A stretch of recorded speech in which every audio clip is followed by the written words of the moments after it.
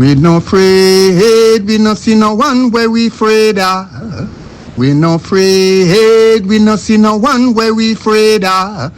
Yeah, this is Everton Blender, and it's all about the young police from Jamaica, seeing Young Police Channel. Big up yourself, Everton Blender said that. We no afraid, we no see no one where we afraid of. Blessed love, Rastafari. Yes, welcome to the Jamaica Young Police Channel. To our loyal viewers and subscribers, at the channel we are a group of law-abiding citizens who believe in the rule of law and respect the rights of every citizen, but not the ones who do not subscribe to such behavior. We do believe in and support preemptive strikes because it saves lives. That is a logical conclusion because preemptive strikes save lives and prevent the further loss of lives. We are all about saving lives on this channel. We at this channel aid criminals, their financiers, their supporters, enablers, and the likes with a passion, and we do not want them over here. Yes, let us repeat ourselves. We do not want any criminal supporters over here.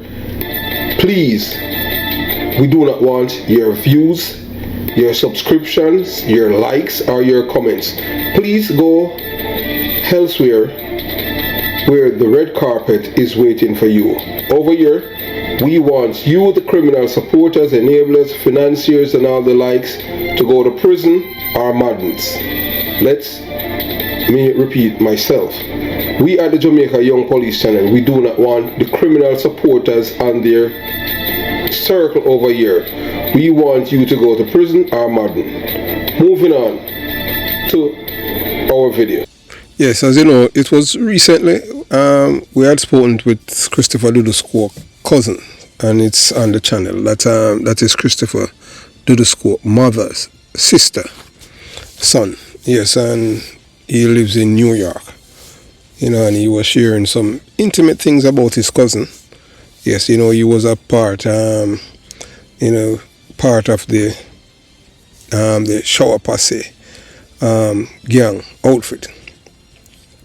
So, you know, Christopher Dudus decided of him that you haven't heard in the public sphere, and you're going to hear some things today from a man who is, I must say, is his godfather. This is someone who knows an unseen side of Christopher Dudus' a godfather's story. For the first time ever, you are about to hear the story that has never been told before. A story from someone uniquely positioned to provide a deeply personal and rare perspective on one of Jamaica's most infamous figure, Christopher Dudus.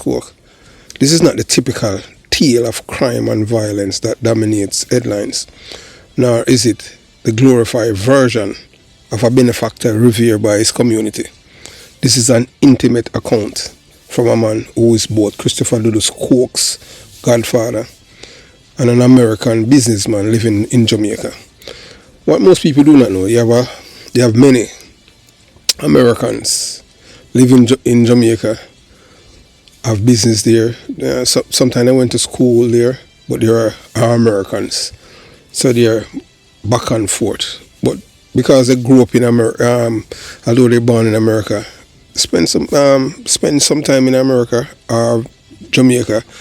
Most of the time, to them, living in Jamaica is much cooler and better. And according to them, it's Irish, so they like it. Yes, Jamaica it's a cooler place to live to them than even to us. And to them, although we would see Jamaica as violent, to them they see it as nothing, because in America the violence is more riveting than in Jamaica to them, because in Jamaica people do not kill you randomly. They kill you because there's something. But in America, you can just lose your life randomly. Especially if you can lose your life in a school. In America, yes, you can lose your life in a grocery, in a supermarket, in a mall, in a shopping center. That is what I was talking with a Jamaican, American, who he has no ties to Jamaica, apart from his wife, and he is living there. And he told me that his children that were born here, he let his children go to school in Jamaica. I said that, no, surprisingly, that they're safer in Jamaica than in America. Because it says, in America, it says, look, whether you're black, white, or irrespective of your color, in America, you can lose your life just going to the mall. You can lose your life going to church. You can lose your life just being in school. He says America is the only place in the world where you can send a child or children to school. And if they come home, you have to give God thanks, as if they're coming from a war zone. He said you can go to church in America and you have to give thanks if you reach home alive. He says no, in Jamaica it's a totally different thing. If you're not involved in crime, people won't do you anything. So unfortunately, I didn't know that there are so many Americans living in Jamaica because they say it's safer in Jamaica than in America. And I'm like, wow, I didn't even know that. But as someone like me, Jamaica is a dangerous place for me because I have enemies, I have criminal enemies, and I have police enemies because none of my enemies still in the police force. Yes, but we might say he hate me like with a passion because I have said things about them. So anyway, moving on. So as we tell you now, so this is Dudus Quokes, Godfather. He's an American Jamaican businessman living in Jamaica. This man a white man with deep ties to Jamaica. Has known Dudus since he was a child. He was not only close to Dudus, but also to his father, Lester Jim Brown Quoke, his mother, his siblings, and even Dudus' children.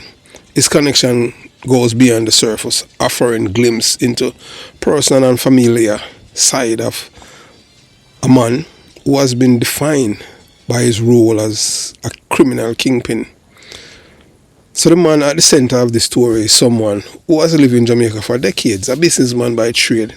He developed relationship within the community and inadvertently became a part of the Quoke family extended circle. He was close enough to be named the Godfather of Christopher Dudus Quoke, a title that speaks to the trust and bond shared with the family. In a surprising twist, this man has even visited Dudus at Fort Dix prison in New Jersey, where Dudus is currently serving 23 years sentence. And you're going to hear him tell you about even, that Dudus is allowed to, roam freely in that part of, where the prison at, and he has no security. So he pretty much is just like as a getaway home. So he doesn't have any security or anything like that, low level part of the prison because of his outstanding attributes and as a role model prisoner. Because people look up to, even in prison, he's a leader. Yes. So the visit, a rare occurrence, underscored the depth of their connection. While most of Dudus' story had been told through the lens of his criminal empire, his Godfather offered an alternate view on the humanizes the man behind the legend. The Godfather paints a picture of Dudus as a child, long before he became the leader of the notorious show posse. He recalled the boy who grew up in the shadow of his father, Lester Jim Brown Quoke, and who was deeply influenced by the violent and chaotic environment of Tivoli Gardens. I knew him when he was just a boy, the Godfather says. He was sharp, observant, and you could see he carried a lot on his shoulders. Even then, he was Jim Brown's son, and everyone knew it. That's the kind of legacy shapes you, whether or not you want it or not. Them call him Mikey. Through this lens, we see a side of Dudus that a few have considered a young boy navigating life was already predetermined by the circumstances of his birth. And him say, boy, I'm going to good school hard, and him going to very brilliant, him have many subjects, so him a thinker, critical thinker. Him can differentiate between wrong and right, and him know if he strategize. So the Godfather accounts also shed light on the Quoke family as a whole. He described Lester Jim Brown, the founder of the show posse, as a larger-than-life figure whose presence dominated not just the family but the entire community. Jim Brown was feared, but he was also respected. The Godfather explains. He was a man who demanded loyalty that extended to his family. He expected his son to carry on his legacy. And Christopher Quoke did just that, but he also put his own stamp on it. Dudus' mother is remembered as a stabilizing force in the family, someone who tried to shield her children from the chaos that surrounded them. Yet, the pull of the streets and the expectation placed on Dudus by his father were too strong to resist. The Godfather visit to Fort Dix prison provides a rare glimpse into Dudus' life after his fall from power. It is here, in the confine of a US federal prison, that Dudus reflects on the choice he made and the life he left behind. When I saw him, it was like seeing a different man. The Godfather recalled. He wasn't the Don anymore. He was just Mikey. Or you call it Dudus, or we call him Chris sometime. He talk about his kids, about Tivoli Gardens and the people, him love the people, about how much he missed Jamaica. But he also carried a lot of regret. He knew the cost of what he had done, not just for himself, but for his family and his community. He speaks of the injustice that he had faced, all because, and he says that, what happened was, with his extradition was a sham, because there's no legality in law, and it was all political mileage and exploitation of a system where people break the rules to get their heart desires. They just wanted a cork dead. So we're not going to elaborate anymore. So this moment of vulnerability offers a stark contrast to the image of Dudus as a cool, calculating leader. It is a reminder that even those who rise to infamy are human, shaped by their experiences and capable of reflection. A story no one else can tell. So what makes this account so compelling is its uniqueness. This is not a story that can be found in court documents or news articles. It is a deeply personal narrative from someone who knew Dudus as more than just a criminal kingpin. The Godfather provides a perspective that challenges the black and white portrayal of Dudus as either a villain or a hero. I knew him as a businessman, the Godfather said, but it wasn't until we sat down and really talked, that I understood the depth of his life. The things he struggled with, the choices he made, and the consequences he faced. It is not something you will hear anywhere else. So the intimate portrait of Christopher Dudus Cook has another layer to his complex legacy. He's a man who has been many things: a son, a father, a grandfather, a community leader, a criminal mastermind, and now a prisoner. The Godfather's accounts forces us to grapple with the duality of his existence, the ways in which he helped and nurtured his community, the loyalty he inspired, and the fear he invoked, and the humanity that still resides beneath the surface. So watch, listen, and decide. As you hear this conversation, you are invited to form your own opinion. Is Christopher Dudus Cook a product of his environment, shaped by circumstances beyond his control? I would say, as a man who's from the ghetto, yeah, that is true. That is, you understand. Some people are forced into some situation, and some people just decide, say, they might just ride the night, or some people are just going to leave it. It comes with a certain swag in their life. Being a Don, it have a certain influence. People respect you, and the respect to them, they don't see it as fear, but based on my experience, it's a fear. People, you understand, some people really respect them. You understand, as you hear men like George Pang talk about him. Spurline, although Spurline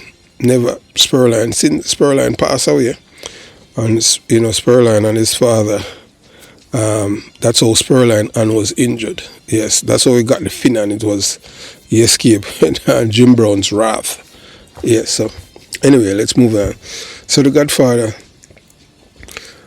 Godfather story is not an attempt to excuse or glorify Dudus, but rather to provide context, to show the man behind the myth and the impact of his action, and those who loved him, fear him, and followed him. This is a story you won't hear anywhere else. It challenges preconceived notions and forces us to confront the complexity of power, loyalty, and redemption. So you watch, you listen, and you decide. Read. Oh, really? Yes, I read it last week too. His son is a doctor now, no? Just turned doctor. Oh, the one when the DC I study. I don't know if it was DC. He's in Jamaica here. I saw him last week. He actually just got graduated from medical school. Yeah, man. I want to go to me and them thing. I'm not forget where I come from, man. You understand what I'm saying?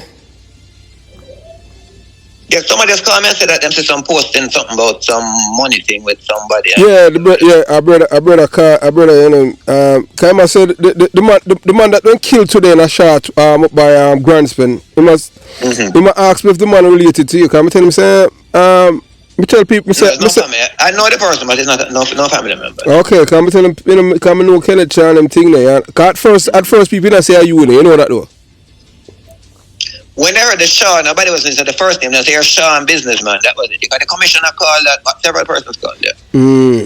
Yeah, so this brother now, he must say, boy, say, him learn some, him thing there. Well, you know, number one, I don't borrow money from people. All right? No, him say, a guy named Carl Reed. Okay. I met him through this guy, Turnip, that used to be from Tivoli. Yes. I actually brought in a BMW for him, my X5, long time ago, many years ago. Yeah, from 2007. Something like that. No, before that. This car came in 2006.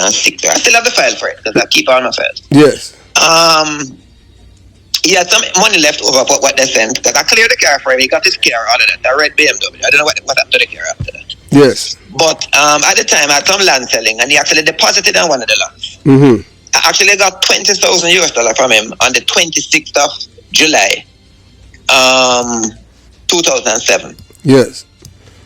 I have a receipt. It's a receipt. Everything is here. Yes. It was in US at 75-1. It was converted to $1.5 million.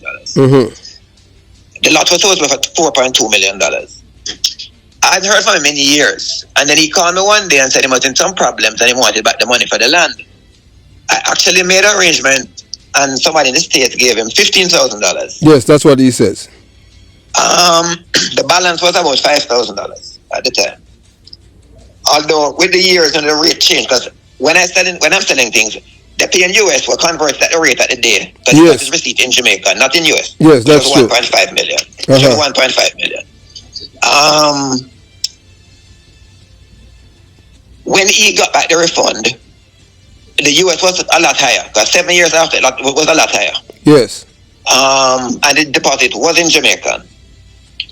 Okay. So it wasn't US that he gave you the deposit in. He gave me US, but in Jamaica at the time, you don't write receipts in US. We're converted to Jamaican at the time. Yes. So it's Jamaican. Yes. I still have the receipt, everything there.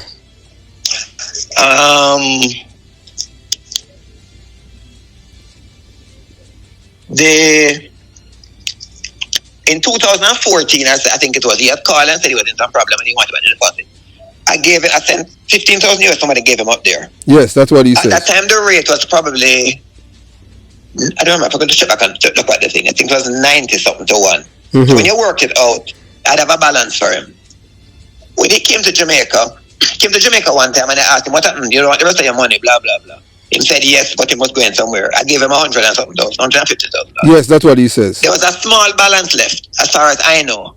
Anyway, he came back to me about 3 years ago and said, I owe him must be 50 or 70,000 US. I said, for what?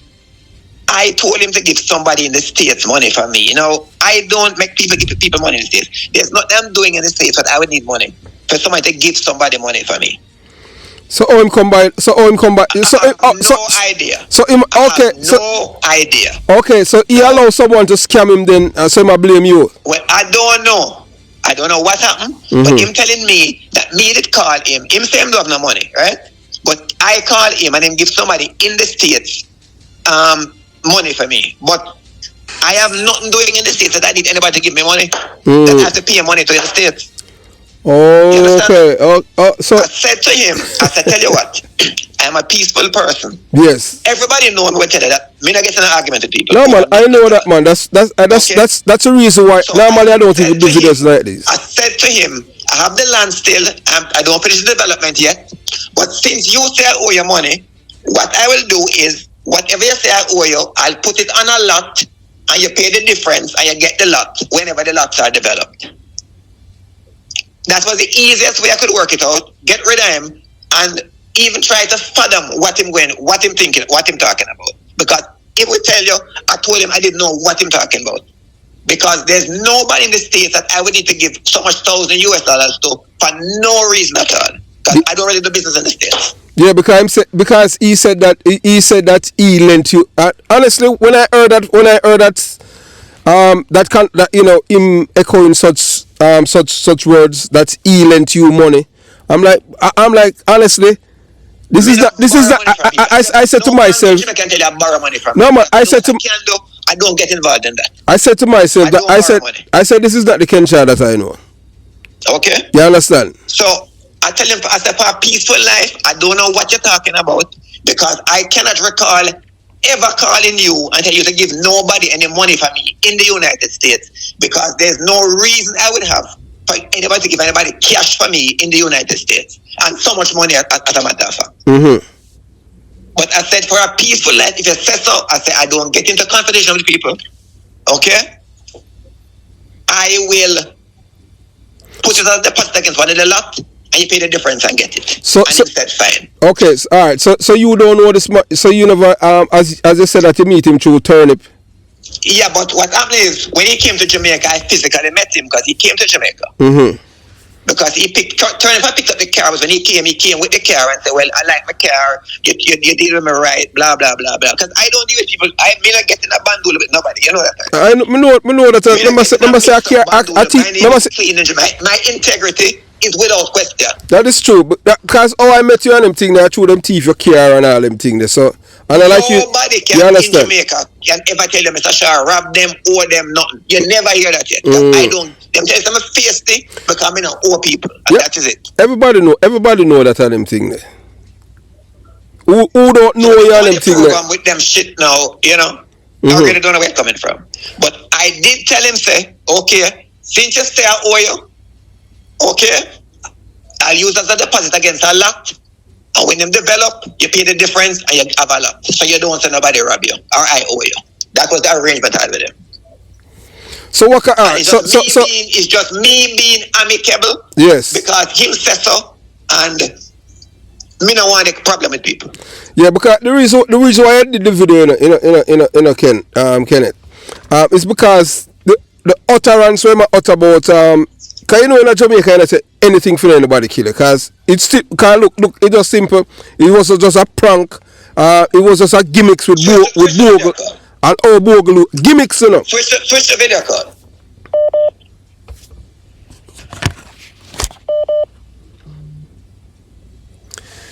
I know normally me not do this, can believe you me. Okay. Okay. You share the thing them. Yes. Carl Reed. $1,500,000. Yes, merci. 3 months refunded US $15,000 June 2024. $1.5 million. See that? So me forget. So him get more than where that he had given to you. Are you on the bank? That is it. See, there's a receipt from 2007. The receipt 2007. So me not really hide on the things. Me do everything is above board and on paper. So it is there in the book. Okay? So when he met him about money now, I don't know what he was talking about. I tell him that I was totally lost. But I said, if you say so, then not when get into. I said, life is short. My exact word is, I don't get in confrontation with anybody over anything. So the best thing to do is, I said, if you say I owe you that, I put another deposit against one of the same lot them. When it develop, you pay the difference and you take your lot. So the lot that you told him that you will give you will give it to him. What's the value of the lot? Those lots are about $12 million each. So if you say I have 40,000 for him, that is the deposit him have. He must give me the difference to get the lot. So alright. So what kind of evidence has he provided to you that about the $40,000? None. Him don't have nothing. Him don't have paper, nothing. Him can't tell me the name of the person give the money to. Him don't know. I don't know it is. So I must scam me then. Well, but as I said, knowing me and not going to argue with people about no money, because I know how sick people can be. And I tell him I wasn't doing what I'm going to do. Because he didn't get back already. You understand? Basically, I don't owe him no money based on this. No man, because if you cannot produce any evidence that you no evidence, just hearsay. Just come and tell me call him and tell him to give somebody up the $60,000 US. I don't know who that is.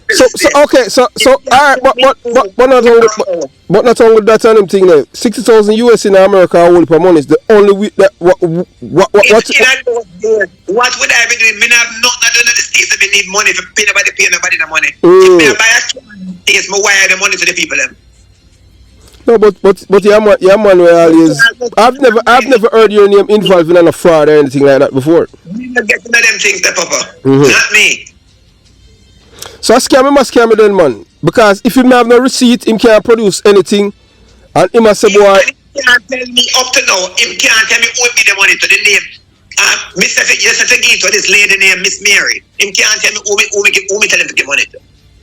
Because he must say him poor and this and that. But if you find 6 and so the only But that is it. If him poor, him not have nothing, he must suffer.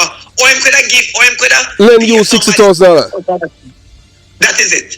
You explain that to me. Yeah, that don't make sense at all. Something is amiss, you know. In the days, him juggle and buy a little car and him bring it down and clear it. Yes. But it's not him clear.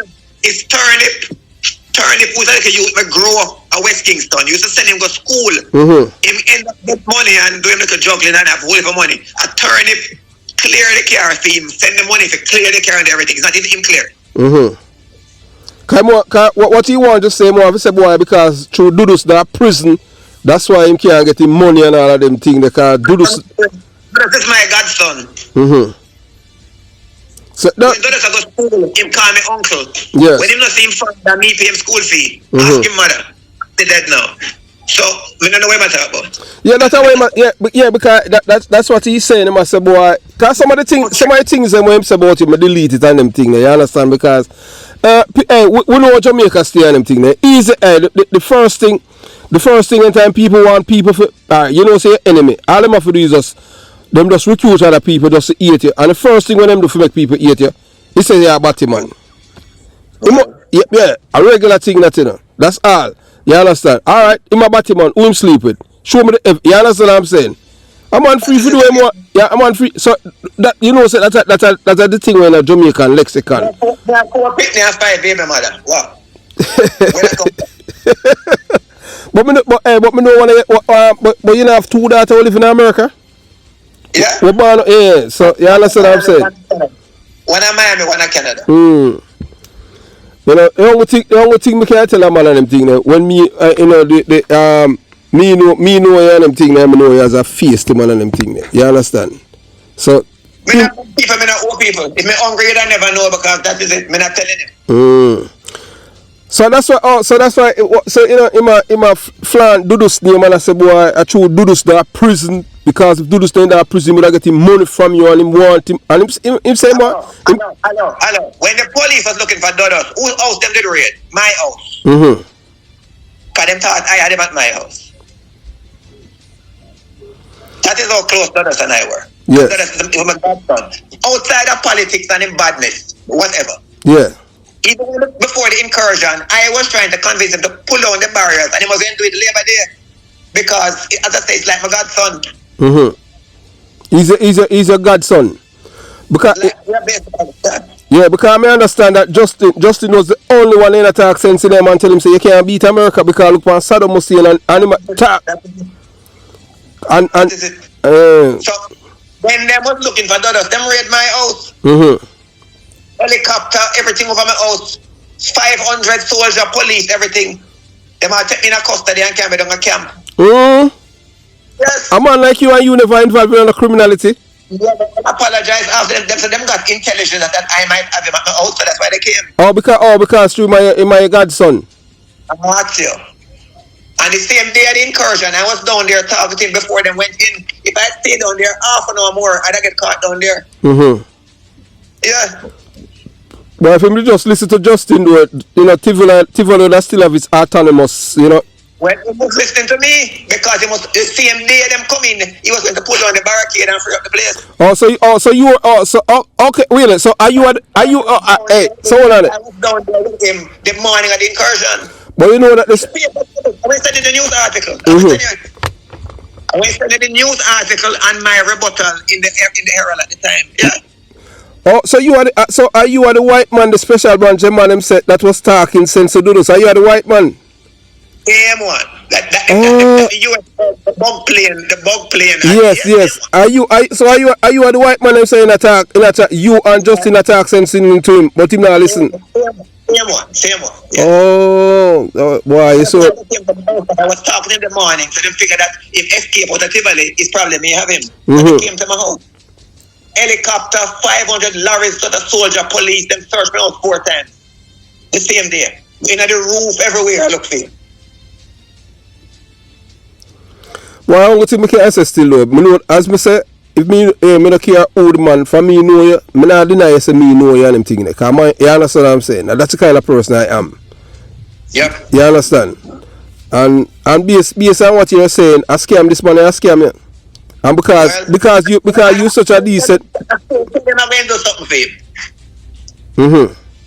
Yeah, because he thought that the man with them killed this morning up at Grand Spen is related to you. Cause remember say because up that side of your territory, you know.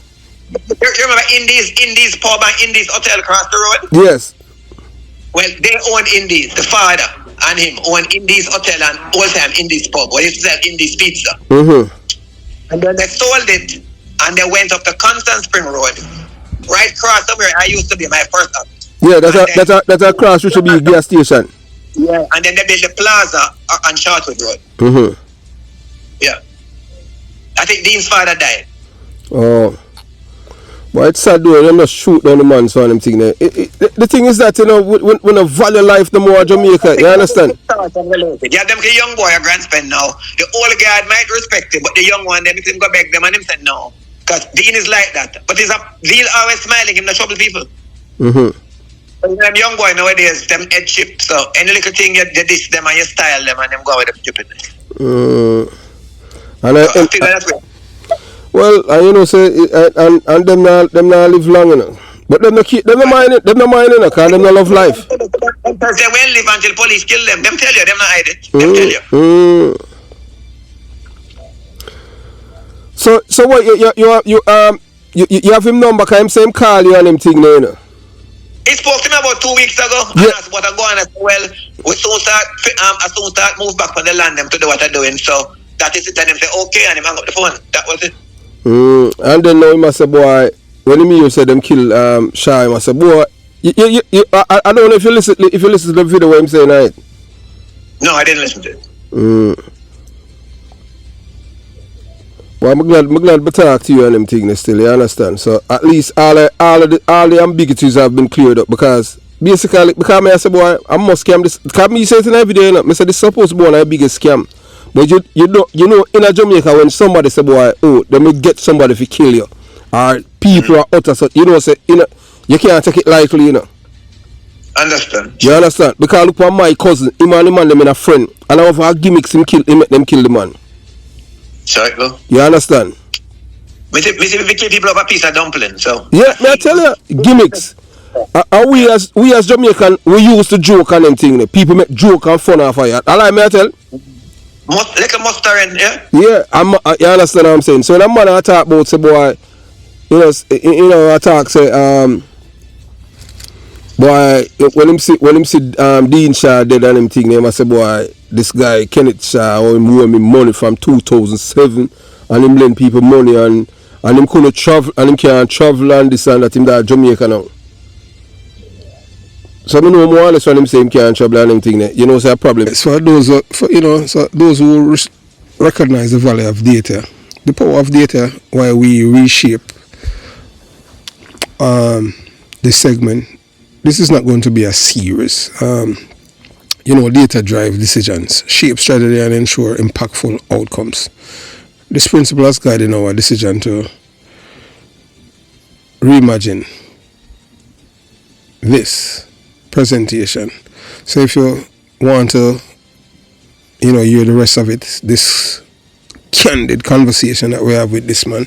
Yes, this is a man that we have known for decades, and we didn't even know that this man was Christopher Dudus Cook's godfather. We know him personally. And, you hear the conversation. You're going to hear some very intimate things. You know that this man, very intelligent, and you're the man, he had visited him in Fort Dix, New Jersey, at the prison. His godfather. This man is an American, as I said before, and many people would know that most Americans feel safer in Jamaica than in America. Sad to say, don't it? Yeah. And when you listen to these people, you understand it's really, honestly, I'll have to do a video about that. It's really, really shocking. So the principle has guided our decision. It's and this approach isn't just stylistic choice, it's deliberate efforts to enhance your learning experience and maximize engagement. So if you want to listen to the rest of the conversation that we have, you'll have to sign up to Patreon. Yeah, sign up to Patreon. There's a link in the description box, and then you'll be able to learn some very interesting things about Christopher Dudus Cook and the intricacy, and some people would see him as a monster and some people would see him as a folk hero. So it all depends on you have to understand that Jamaican poor people are some real violent people. It's most people think that it's not just like how you say I'm here talking cool and calm. That's not how most of the people in these communities how they behave. You have to understand, because life is so hard. People is hungry, miserable and crass. Some people tell you that them no business if them dead today or tomorrow, and them no care.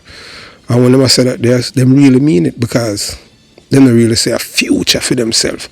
Because them say, according to them say the system is against them, in which they are the one who's against the system, because they're not prepare themselves for the future. So we want you to unlock your full experience on Patreon. Join the Jamaican Young Police Squad. For those who can't wait to dive into the entire video, or want even more exclusive, we invite you to join us on Patreon. As a Patreon supporter, you will unlock early access to full-length videos, behind the scenes insights, and special perks reserved for our most dedicated viewers. I've said before and I'll say again, yes, it's like 2 years now since we have Patreon, and we can tell you that the people who are with Patreon with us from the get-go, yes, it's coming up to the rightful time now where whenever the big news, the only people who's going to get it is only people at Patreon. When we say big news, those who are for you, whom I have made a promise to, and you have been sticking by. Yes, just wait. Your patience will pay off. Yes, I promise you. Promise made, promise kept. Those of you who have been here for over 2 years, just remember that. So supporting us on Patreon is more than just a subscription. It's an investment in content that matters to you. As part of our Patreon family, you will join a global community of like-minded individuals committed to impactful, honest content about Jamaica and beyond. Our Patreon community span North America, USA, Canada, Mexico and Caribbean islands, Europe, England, Sweden, Spain, Germany, Italy, Russia, Africa. We have Nigeria, Zimbabwe and South Africa. Pacific, New Zealand, other regions, Trinidad and Tobago, Cayman Islands, Barbados, Antigua, Bahamas, Turks and Caicos Islands. So wherever you are, you will find yourself in the company of a worldwide network of viewers passionate about making a difference. To our current Patreon members, thank you. Your contribution are the lifeblood of Jamaica Young Police Channel. People won't even know why them get 3 and 4 videos a day. Yes. So we don't really care about numbers. It's all about substance. Your support allows us to maintain and improve the channel, produce high quality, well-researched videos address viewers' requests, and explore new topics. Because of you, we can keep delivering the hard-hitting, insightful content you can rely on. So we understand your time is valuable, and we have heard your feedback clearly. That's why we are committed to keeping our non-live videos under 40 minutes while maintaining the depth and quality you have come to expect. Each video is crafted to address topics that matter to you, ensuring your experience is both meaningful and efficient. So join us on Patreon. Be a part of the journey by joining us on Patreon. You are not only just a viewer, but part of the mission. Together, we can contribute to uncover truth, share critical insights, and inspire positive change. Click in the link description to become a part of the Jamaica Young Police channel family. Your voice guide us, your support sustain us. Together we'll keep building something extraordinary. So have yourself a beautiful day. Jamaica Young Police channel out.